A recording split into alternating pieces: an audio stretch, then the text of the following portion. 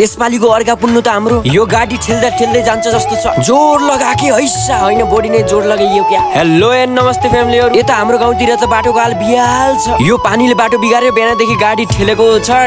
हैरान परियो भने फेरि नयाँ पाहुना आउनु भएको छ। यहाँलाई पनि नेटो कटाइदिनै पर्यो। फेरि आज अर्का पुन्नु हाम्रै गाउँ नजिकै भव्य मेला लाग्छ। लौ त्यहाँ गएर सबैले ताता जुलेबी खायो होला नि। आफू भने गाडी पेल्दैमा ठिक्कै छ। जोर लगाके हैसा हैन लिर्के जस्तो भाग केटा भाग। झन्नै गाडीले चापेको। अलिअलि बाटो सुरसार गरेर जान्छ कि भनेर यहाँ फेरि पेल्न लागो। काम छैन हो काम छैन। जान्न त मान्दैन यो गाडीले। सोल्टीले बिहान एक प्याक लगाए जस्तो छ। हैन हो यो चिप्लिन नि कति चिप्लेको हो। लौ टायर नै जल्न लागिसक्यो यहाँ चिप्लेर। लौ यसलाई त साथी पो चाहिए रहेछ र पो एक्लै जान नमानेर आएको। ल बल्ल खुरुक्क मानेर गयो। ल हाल फिलहाल चाहिँ अहिले चाहिँ हामी च्याट्ट परेर हामी चाहिँ पुन्नुको मेला हेर्न जान लाग्यो है। गाउँभरिका केटाउला बोटुले हामी त लागियो। बाटोमा हिलो पनि यस्तो छ कि प्लास्टिकै लाएर हिँड्नु परिरहा। के हो केटाउ त सबै गाडीमा गएर बस्न थाले क्या। हो त रहेछ नि दाइले माथिसम्म पुर्याइदिने रे कि। बस्न त बसियो बस्न पाएको छैन। भाइहरू गाडी फस्यो झर्नु पर्यो। थाहा भयो दाइ थाहा भयो। तपाईँको आइडिया दामी लाग्यो हामीलाई। आजको दिन गाडी पेल्नै लेखेर रहेछ त। लौ पेलम है पेलम। गाडीले पेलेर पिच बाटोसम्म पनि पुगाइदिन्छौँ। यो गाडीले गर्दा पुरा गाउँमा पनि जाम भइदिरहेको थियो। के तपाईँहरूले पुन्नुको फुल भिडियो हेर्नु मन छ च्यानलमा आइसकेको छ है। आइसकेको छ